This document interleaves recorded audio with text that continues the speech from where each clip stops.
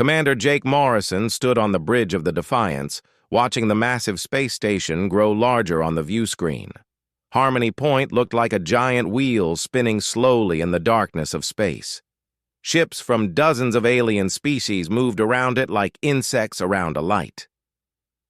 "We're receiving docking instructions, sir," said Lisa Grant from the tactical station. Her fingers moved across the controls as she read the incoming data. "Bay 17. They're putting us in the lower section again." Jake nodded, but said nothing. The lower section was where the Galactic Council put ships they didn't consider important. It was just another small insult in a long line of them. For 3 years, humanity had tried to join the galactic community as equals. For 3 years, the Council had treated them like children who didn't know any better.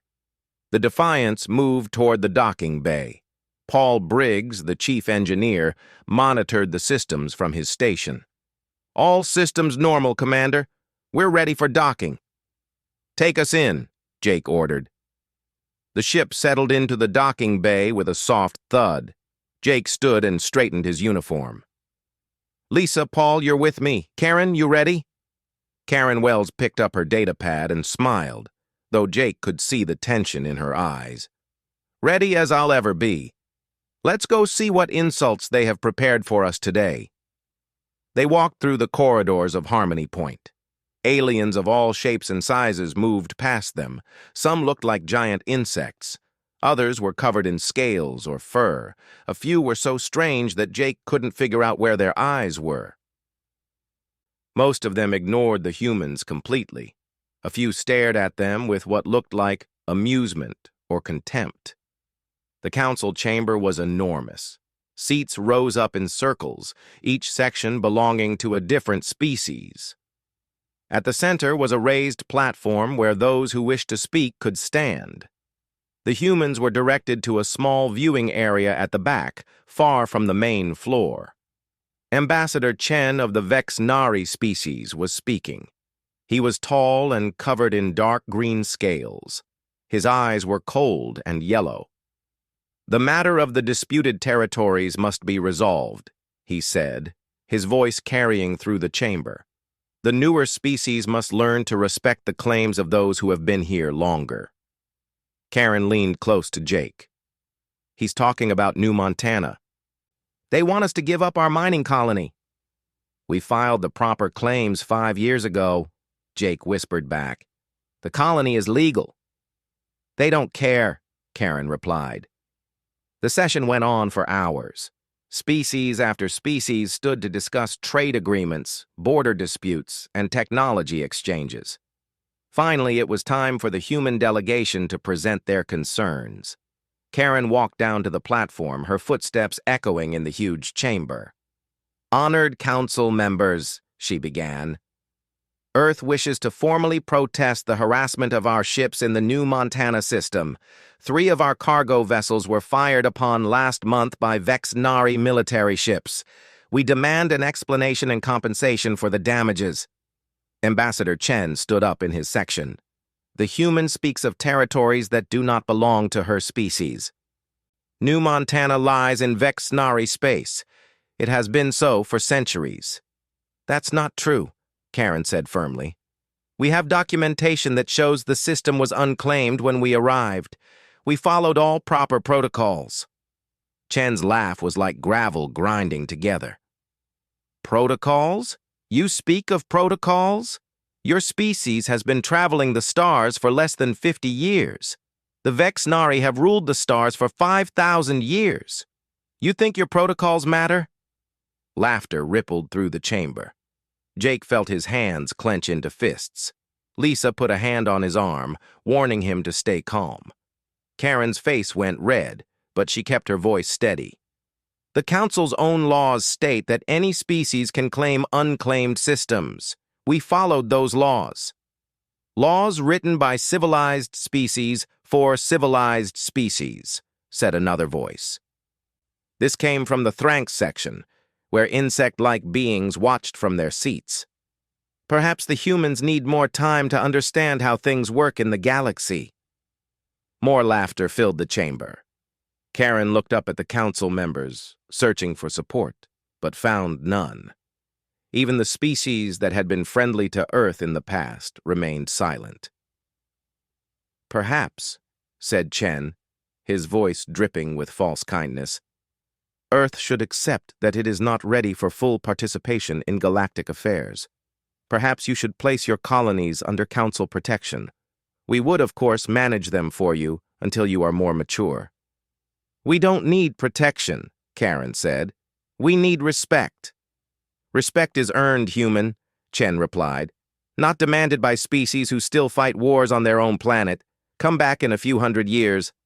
Maybe then you will be ready to sit with civilized beings." The session ended soon after. Jake and his team returned to the Defiance in silence. The anger in the ship was like a living thing. Paul slammed his hand on a console in frustration. Lisa stared out the window at the council station with hard eyes. Karen sat in her quarters and refused to come out. Jake stood on the bridge, looking at the reports on his screen. He wanted to order the ship to fire on the council station. He wanted to show them that humanity was not weak, but he was a military officer and he followed orders. His orders were to play nice and try to make friends. 2 days later, everything changed. Jake was in his quarters when the emergency alert sounded. He ran to the bridge, still pulling on his jacket. "Report! Incoming transmission from Earth," Lisa said. Her face was white. "It's marked Urgent Priority 1. The screen flickered and showed Admiral Susan Blake. She looked like she had aged 10 years since Jake had last seen her. "Commander Morrison, we have a situation. New Montana colony has been attacked." Jake felt his stomach drop. "Attacked? By who?" "Vexnari military ships," Blake said. "They hit the colony 3 hours ago. Full weapons barrage on the civilian areas. Commander, the colony is gone. All of it." The bridge went silent. Jake couldn't breathe. "How many?"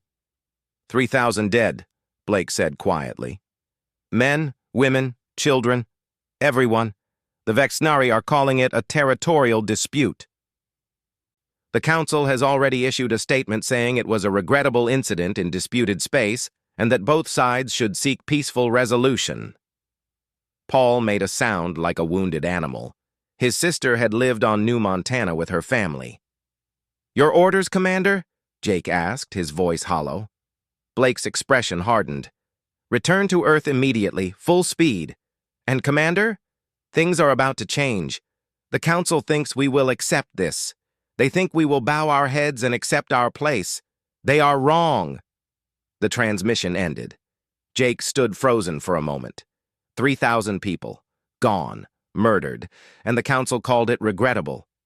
"Set course for Earth," he said quietly. "Maximum speed."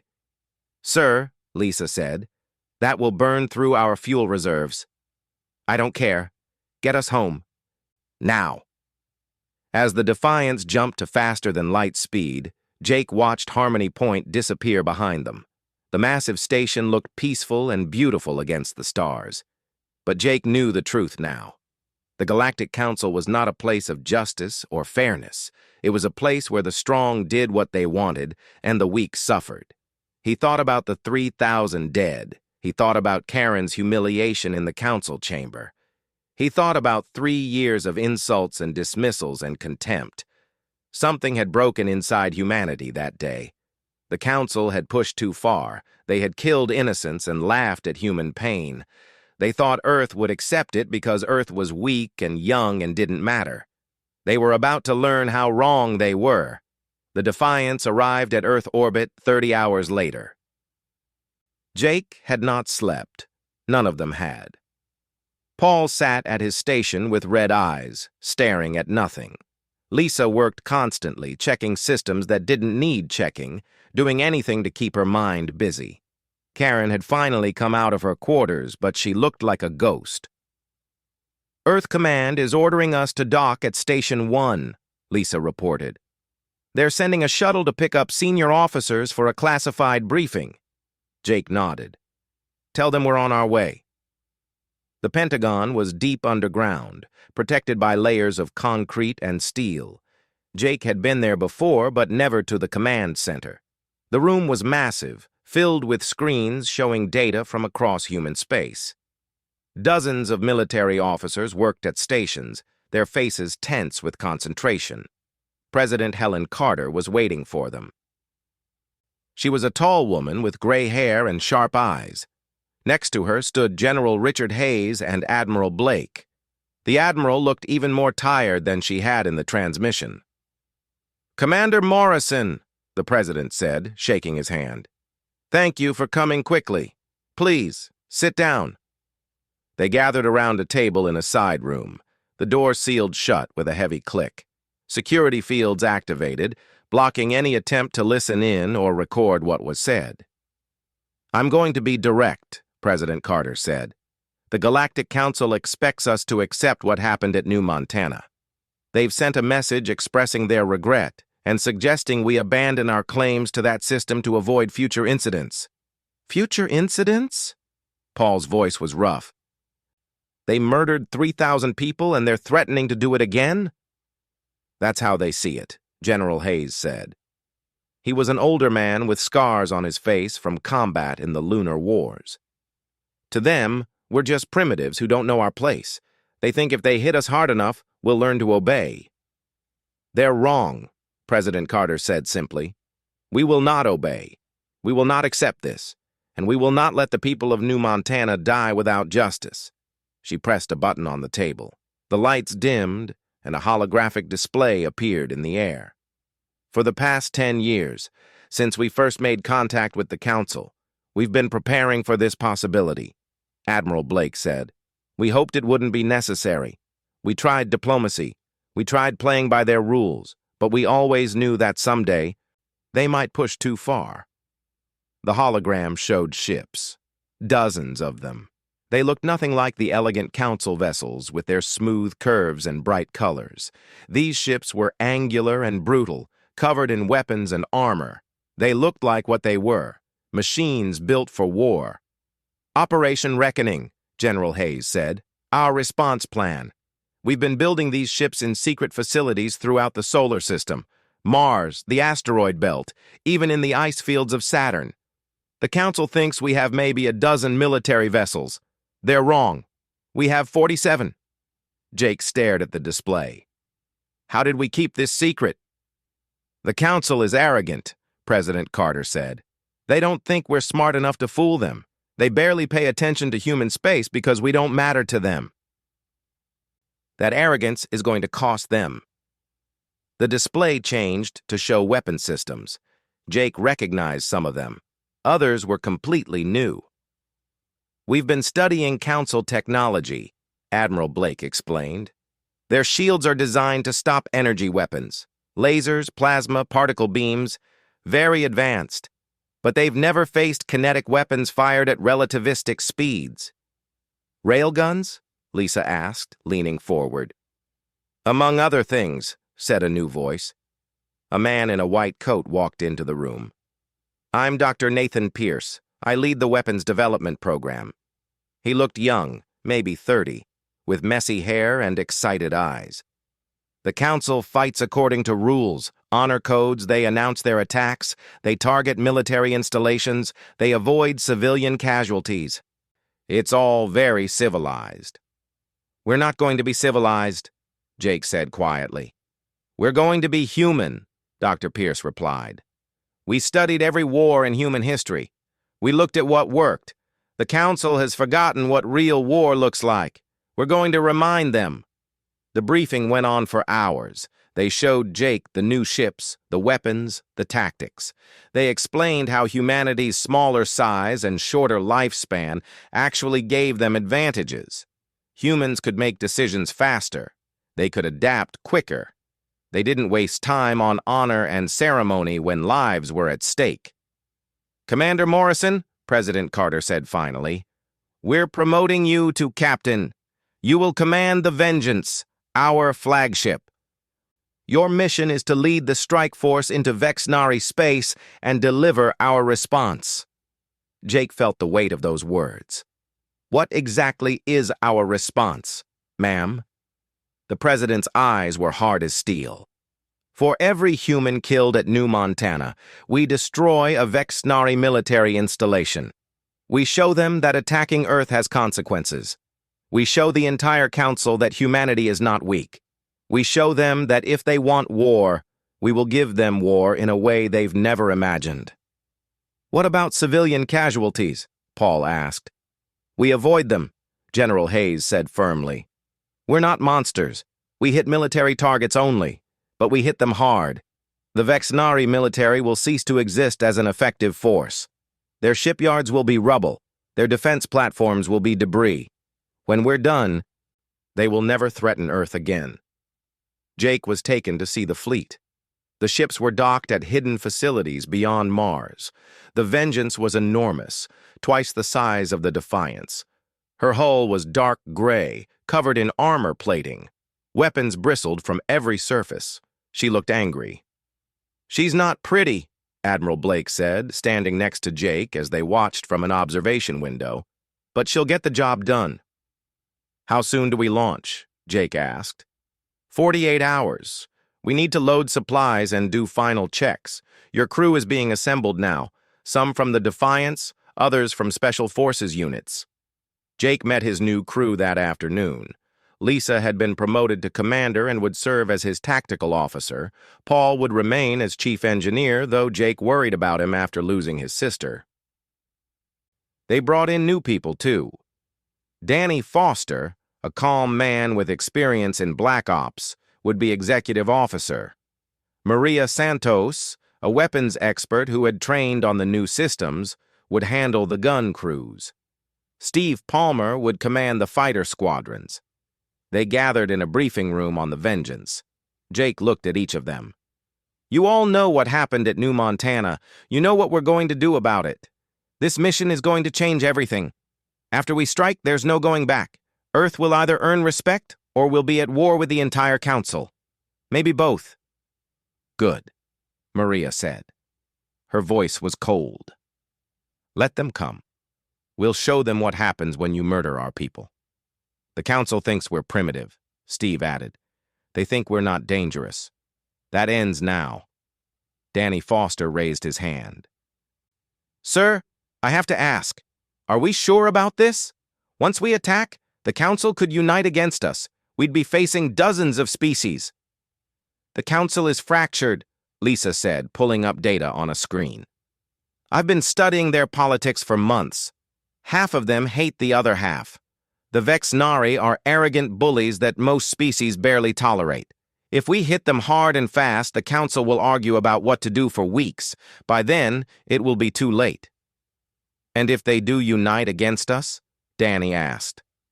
Jake met his eyes. Then we fight, and we keep fighting, because the alternative is accepting that human lives don't matter, that we're second-class citizens in our own galaxy. I don't know about you, but I didn't join the military to bow to alien species who think we're trash. The room was silent for a moment. Then Paul spoke, his voice rough with emotion. My sister's name was Claire. She was a teacher on New Montana. Her husband was a farmer. They had 2 kids, 7 and 9 years old. The Vexnari killed them all.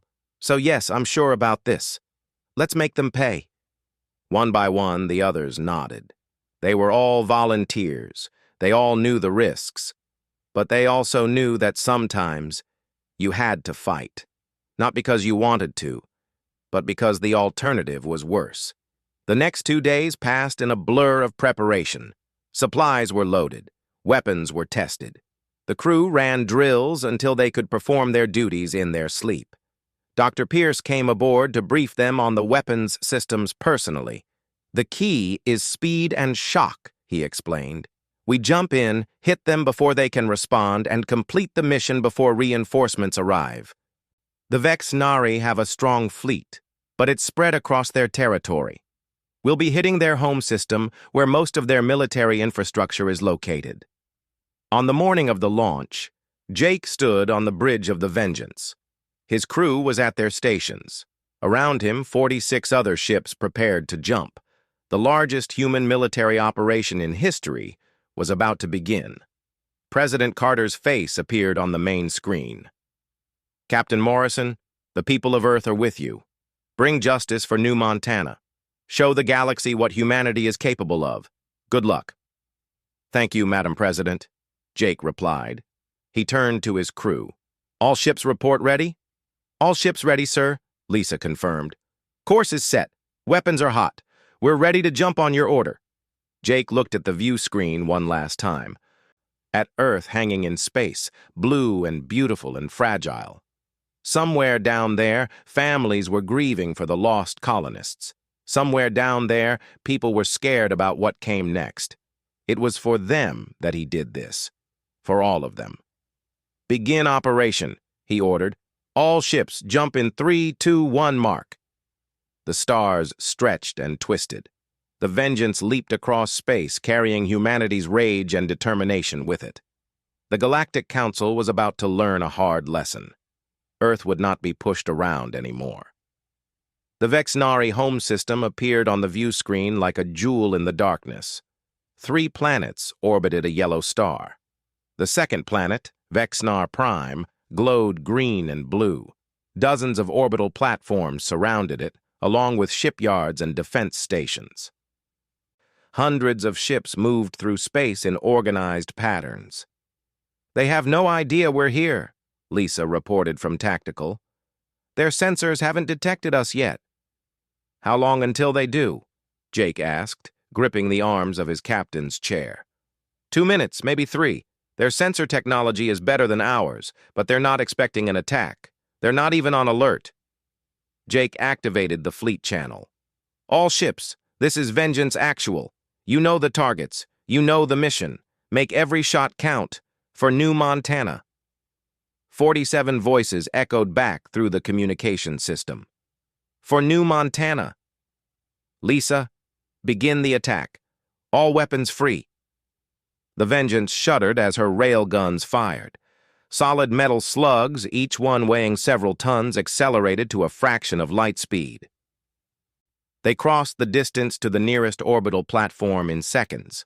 The platform's energy shields flickered and tried to activate, designed to stop laser blasts and plasma bursts. The kinetic rounds went through the shields like they weren't there. The platform exploded in a ball of fire and debris, then another, and another. All across the system, human ships opened fire. The Vexnari defenses, built over centuries and considered impregnable, were torn apart in the first minute of combat. "Their fleet is scrambling," Danny reported from his station. "We're reading emergency broadcasts on all channels. They're confused. They don't know what's happening." "Keep hitting them," Jake ordered. "Don't give them time to think." Steve Palmer's fighter squadrons launched from the carriers. The Raptor-class fighters were small and fast, designed by human engineers who had studied dogfighting tactics from Earth's own wars. The Vexnari ships tried to respond, but their tactics were hundreds of years old, refined for battles against other Council species who followed the same rules.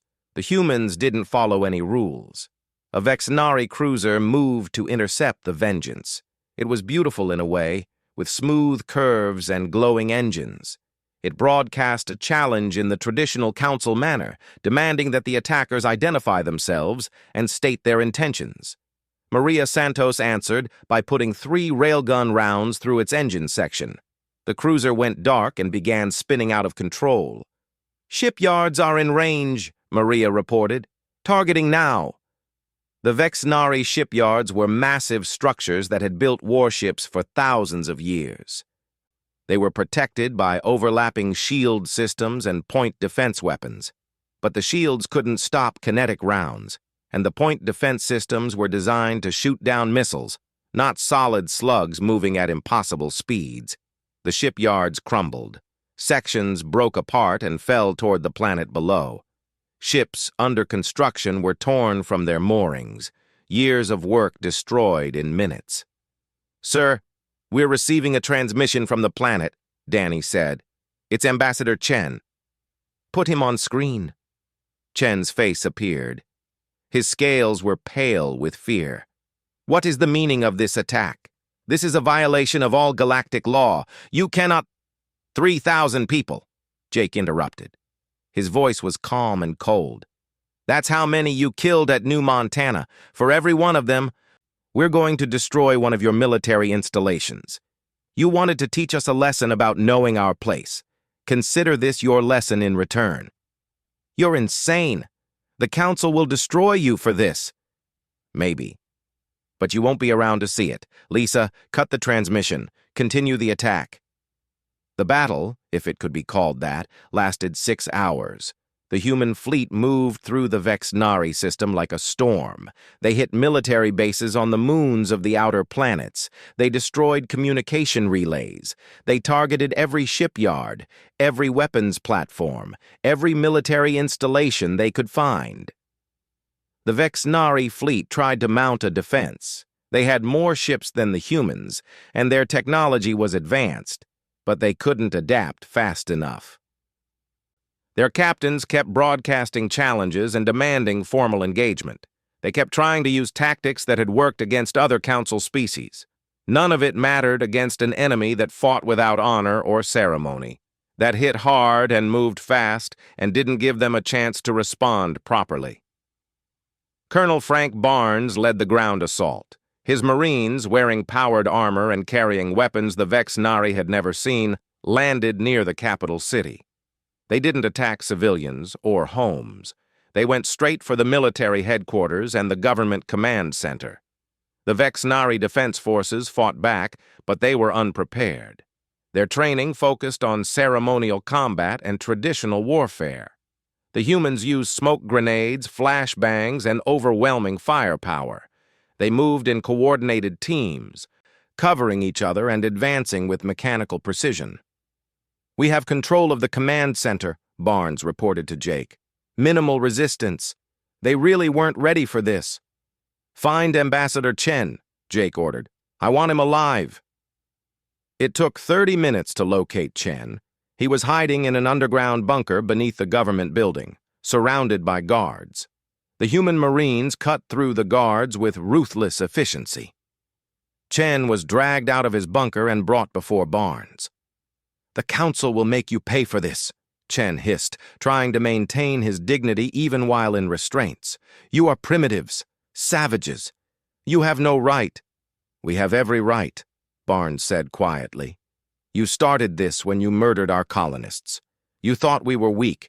You thought we would accept it. You were wrong." Chen was transported to the Vengeance. Jake had him brought to the bridge. The Vexnari ambassador looked around at the human crew with fear and hatred in his yellow eyes. Through the view screen, he could see his home planet, surrounded by the debris of destroyed defenses. "Look at what you've done to us," Chen said. "You've destroyed centuries of work. The Council will—" "The Council will do nothing," Jake interrupted. "Sit down and be quiet. You're going to help us send a message." Dr. Pierce worked with the communications team to hijack every broadcast system in Vexnari space. When they were ready, Jake stood before the cameras. Behind him, Chen sat in restraints, his head bowed in defeat. The broadcast went out across the Vexnari planet and to every relay station in Council space. Jake spoke in a clear, firm voice. "My name is Captain Jake Morrison of the Earth Defense Force. 3 weeks ago, Vexnari military forces attacked our colony at New Montana without provocation or warning. They murdered 3,000 men, women, and children. When we brought this crime to the Galactic Council, we were mocked and dismissed. The Council called it regrettable and told us to accept our place." He paused, letting the words sink in. "Earth does not accept this. We will not bow to species who think they can kill our people without consequences. Today, we have destroyed 70% of Vexnari military capability. We have done this to send a message to the entire Council. Human lives matter. Earth will not be bullied or threatened. Any species that attacks us will face the same response." Behind him, Chen tried to speak. A Marine put a hand on his shoulder, keeping him silent. "We did not target your civilians," Jake continued. "We did not attack your cities or your homes, but your military is broken. Your defenses are gone. You cannot threaten anyone now. Think about that before you consider attacking Earth again." He gestured to Chen. "Your ambassador will be returned to you unharmed. Use him as a reminder of what happens when you underestimate humanity. Dr. Pierce stepped forward for the final part of the broadcast. He was nervous but excited. The Council believes it has superior technology. In many ways you do. But technology alone doesn't win wars. We want you to understand something. He pulled up a holographic display showing complex equations and stellar mechanics. This is a weapon we developed. It's capable of triggering instabilities in stars. We could, if we chose to, destroy entire solar systems. The room went silent. Even Jake hadn't known about this weapon. We have no intention of using this, Dr. Pierce continued. We're not genocidal maniacs, but you need to understand that if you push us too far, if you threaten Earth's existence, we have options, terrible options. We don't want to use them, but we will if we must. The broadcast ended. Jake looked at Chan. You're free to go. Shuttle back to your planet. Tell your people what you saw here today. Tell them that Earth is not weak. Tell them that we will defend ourselves by any means necessary. Chen was escorted off the ship. The Vexnari, defeated and humiliated, could only watch as the human fleet prepared to leave their system. All ships report status, Jake ordered. Minor damage across the fleet, Lisa reported. No casualties, all objectives achieved. Good. Set course for the edge of the system. We'll jump from there. As the Vengeance moved away from Vexnar Prime, Jake looked at the tactical display. Red icons showed destroyed installations. The Vexnari fleet was scattered and broken. The message had been delivered in the clearest way possible. Captain, Danny said quietly, do you think they got it? Do you think they understand? They understand that we're dangerous, Jake replied. Whether they understand why we're dangerous, that's another question. But it doesn't matter. The Council can't ignore us anymore. They can't dismiss us as primitives. We've proven we can fight. Now we wait to see how they respond. Paul spoke up from engineering. My sister would have liked this. She always said Earth needed to stand up for itself. 3,000 people, Maria said softly. We got justice for them. It's not enough. Nothing could be enough. But it's something. The fleet jumped away from Vexnari space, leaving behind wreckage and a message that would echo across the galaxy. Earth had struck back. Humanity had shown its teeth.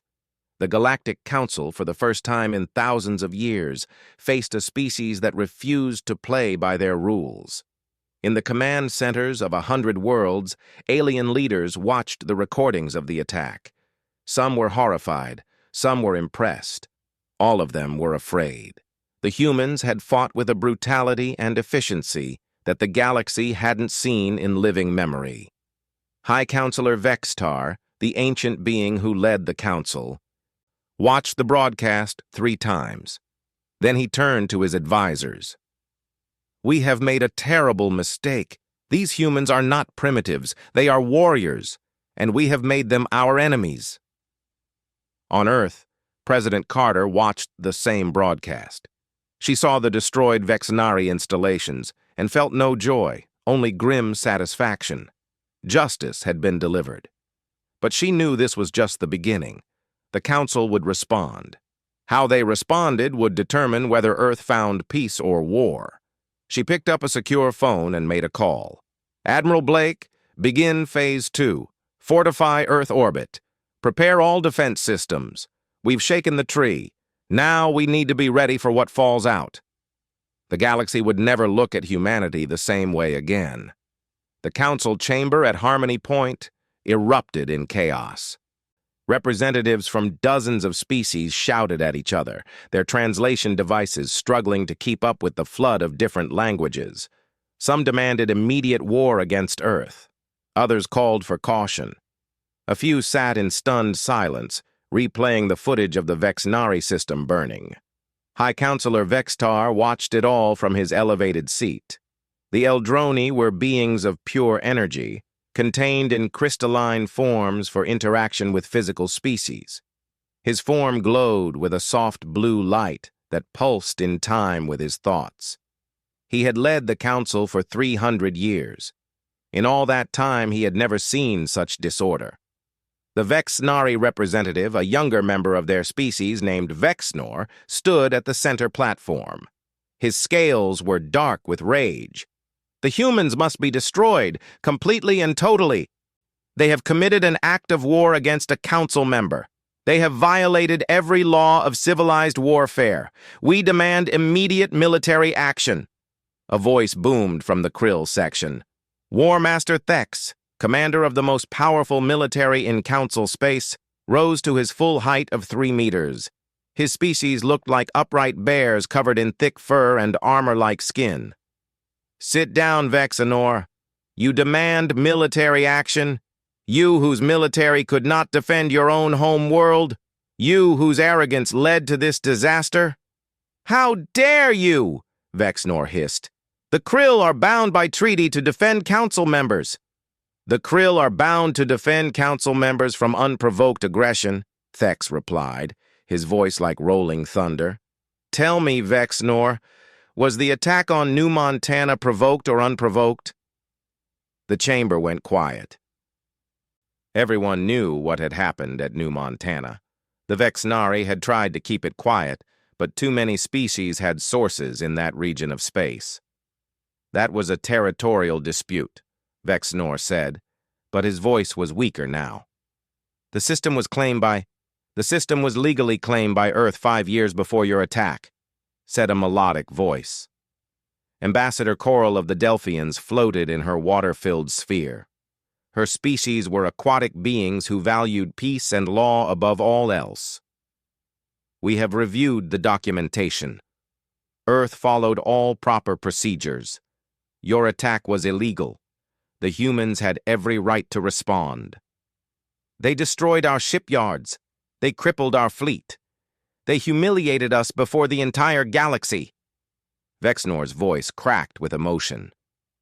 You killed 3,000 of their colonists, Coral replied softly. Including children. What did you expect them to do? Thank you? War Master Thex crossed his massive arms. I have studied the human assault. It was a military operation of remarkable precision. They hit only military targets. They avoided civilian casualties.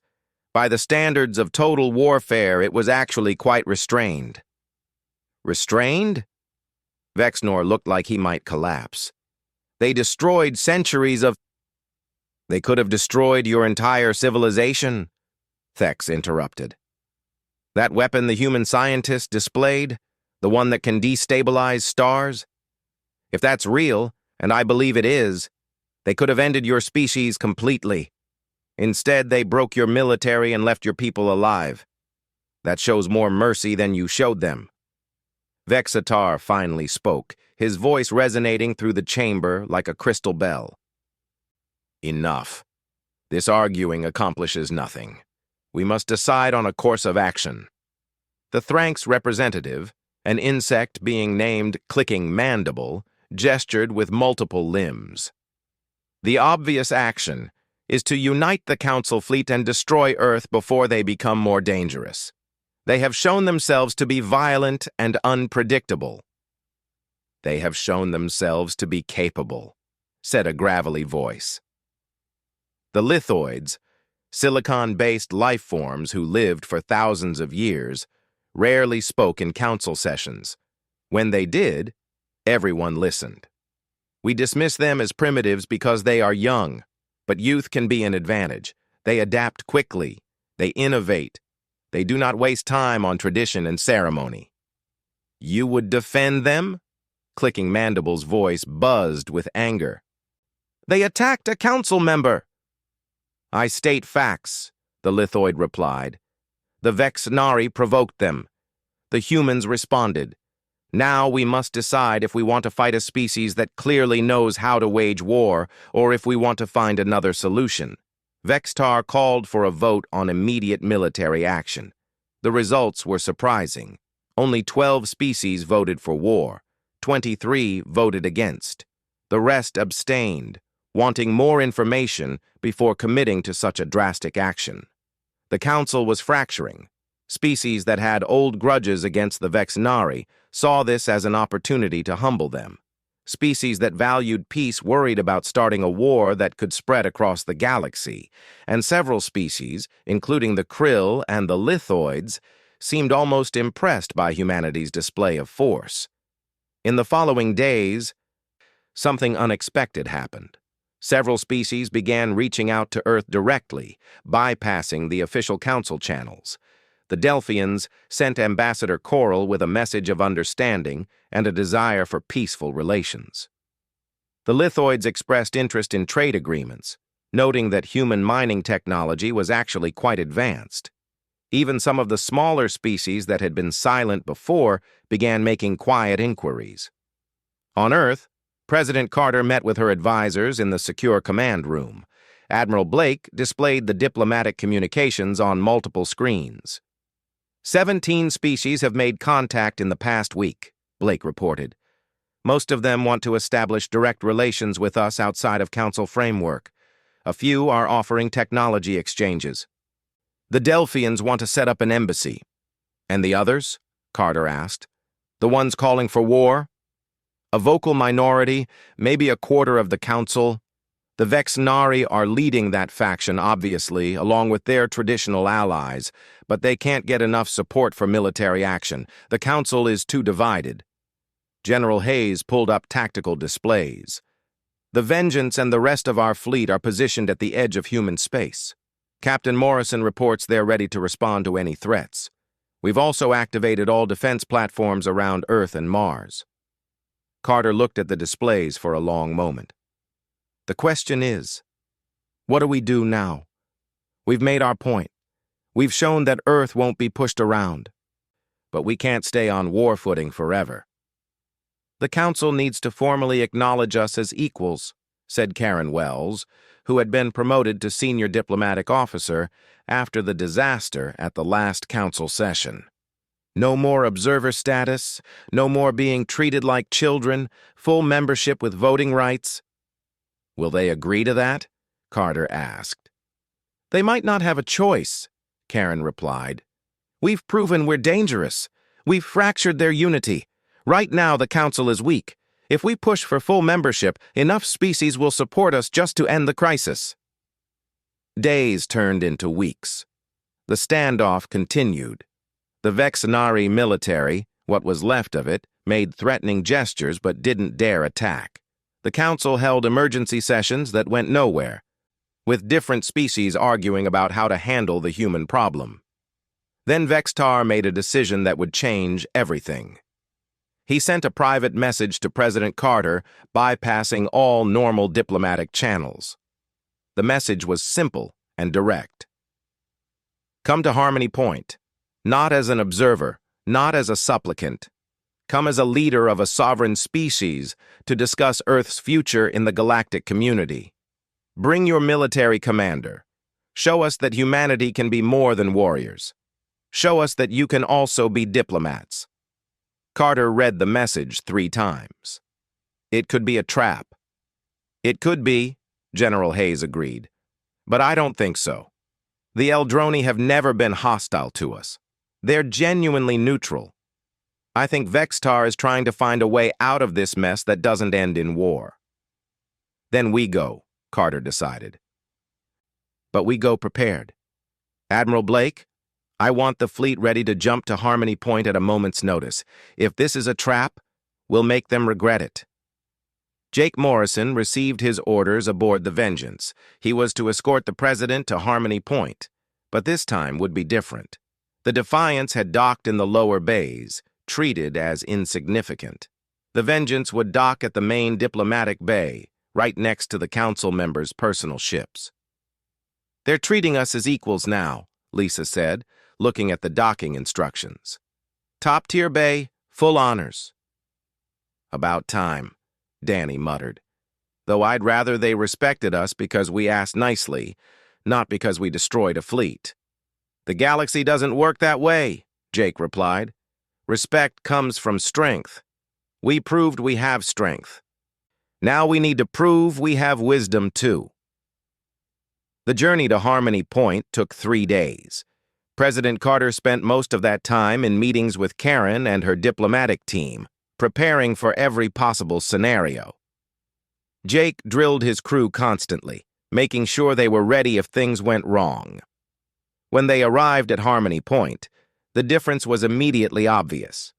Ships from the Council species that had reached out to Earth were positioned near the station. The Krill had sent 3 battleships as an honor guard. The Delphians had decorated their section of the station with lights in Earth's colors. But there was also tension. The Vexenari ships stayed distant, their weapons powered up. Several other species known to be hostile to Earth watched the Vengeance's approach with obvious suspicion. "This could go either way," Lisa said quietly as they prepared to dock. "Then we make sure it goes our way," Jake replied. He activated the ship-wide communication. "All hands, this is the captain. We're docking at Harmony Point. Stay alert. Stay professional. Remember that the galaxy is watching us. We represent Earth now. Make us proud." The Vengeance settled into the diplomatic bay. Through the windows, Jake could see alien ships that had once ignored human vessels, now keeping a respectful distance. The Council had learned that Earth was dangerous. Soon, they would learn whether Earth could also be reasonable. President Carter stood at the airlock, preparing to step onto the station. Behind her, Jake and a squad of Marines in dress uniforms waited. Karen checked her datapad one last time, making sure she had all the necessary documents and proposals. "Ready?" Carter asked. "Ready, Madam President," Jake replied. The airlock opened.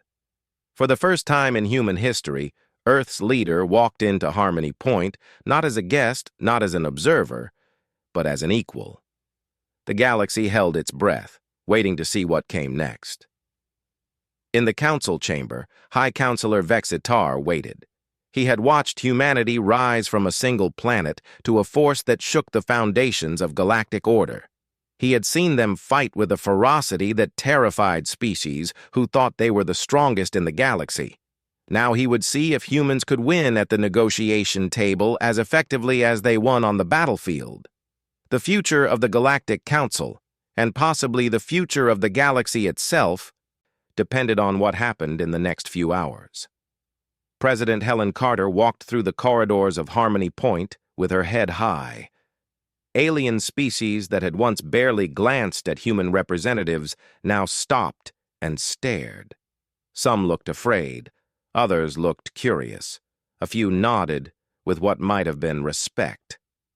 Jake Morrison and his Marines walked behind the president, their dress uniforms crisp and their weapons visible but holstered. Karen Wells walked beside Carter, carrying the documentation that would hopefully secure Earth's future in the galactic community. They entered the council chamber. The massive room was packed. Every species had sent representatives. The seats that circled the central platform were all filled, but this time there was silence. No laughter. No dismissive comments. The aliens watched the humans with careful attention. High Counselor Vextar's crystalline form glowed brighter as the humans approached. "President Carter of Earth, welcome to this emergency session of the Galactic Council. You have been invited to address the full council regarding recent events." Carter walked to the center platform. She stood where Karen had stood months ago, when Chen had mocked and humiliated her. But everything was different now. The humans were not here to beg for acceptance. They were here to demand it. "Honored council members," Carter began, her voice strong and clear.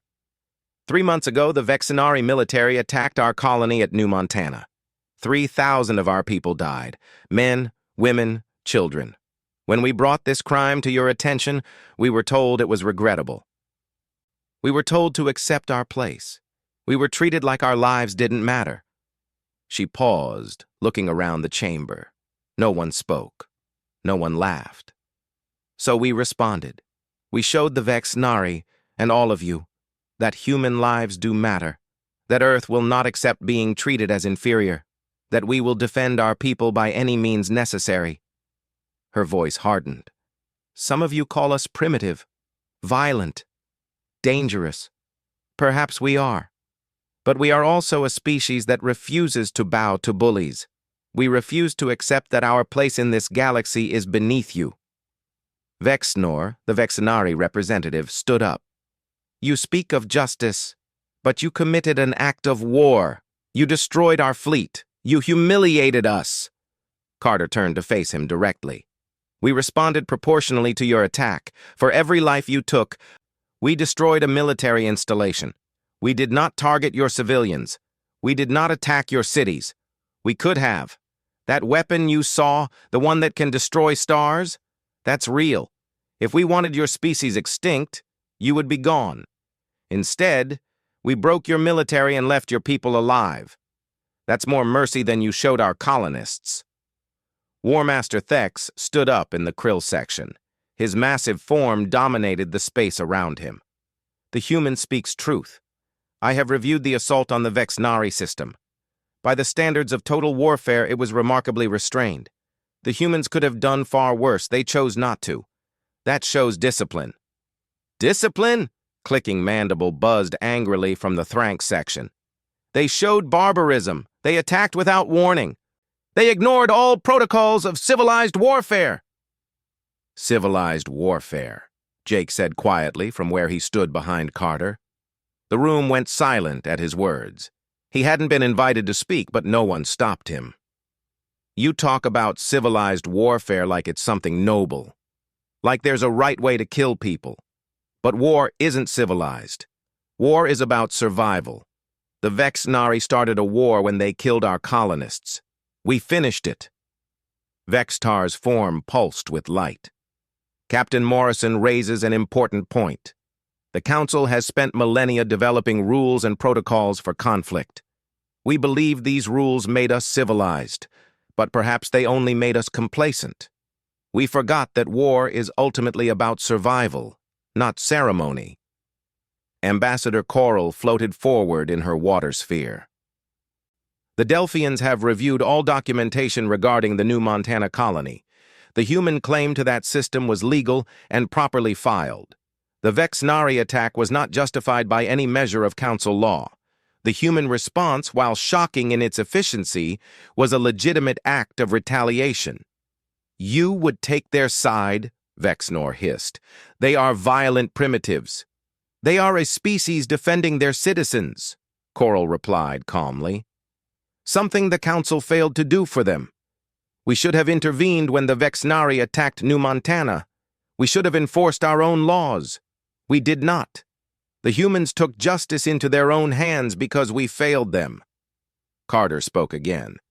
We did not come here to apologize for defending ourselves. We came here to discuss Earth's future in the galactic community. We no longer accept observer status. We no longer accept being treated as second-class citizens. Earth demands full council membership with equal voting rights and representation. The chamber erupted in arguing voices.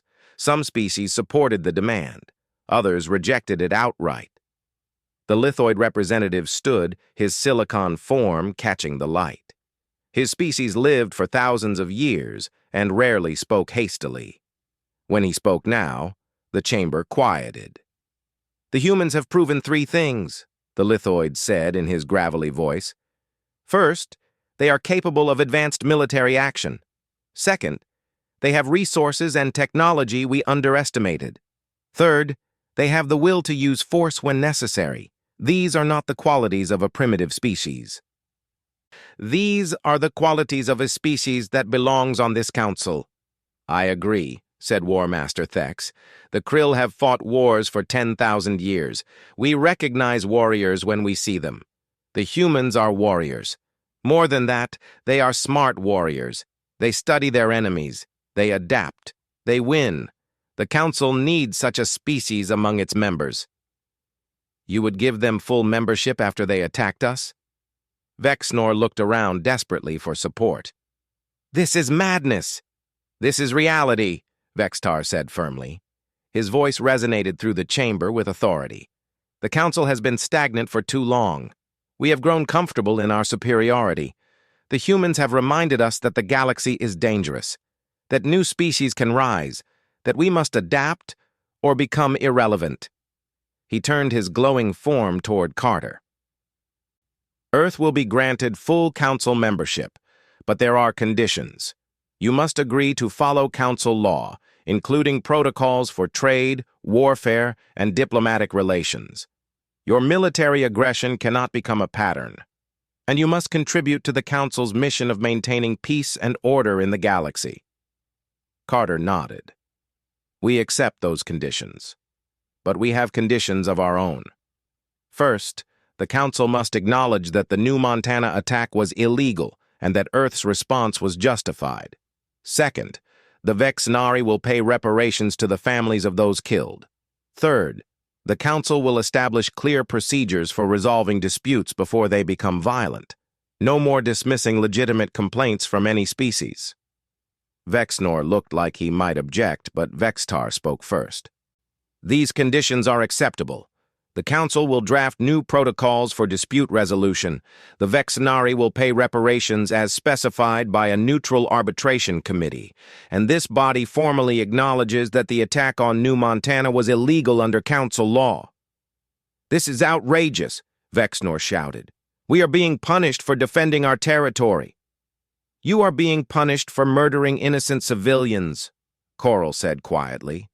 There is a difference. The vote was called. 38 species voted to grant Earth full membership. 15 voted against, mostly Vexnari allies.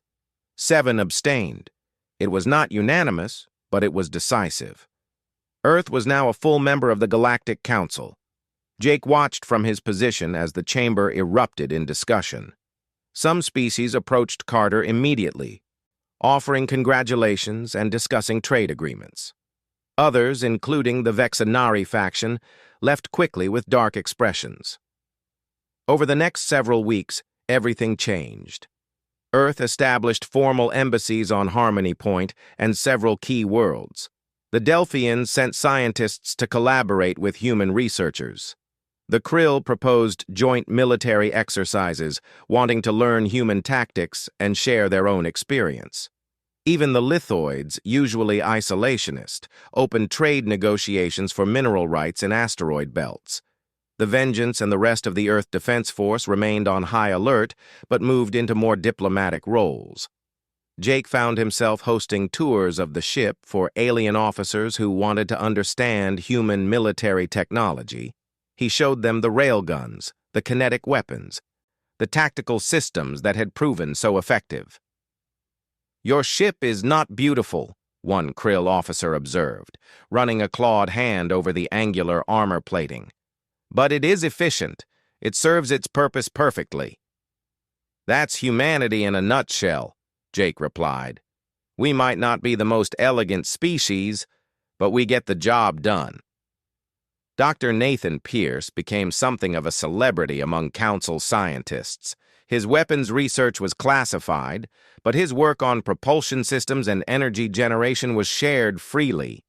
The stellar destabilization weapon remained a secret, though everyone knew it existed. It was Earth's guarantee that no one would try to eliminate humanity from the galaxy.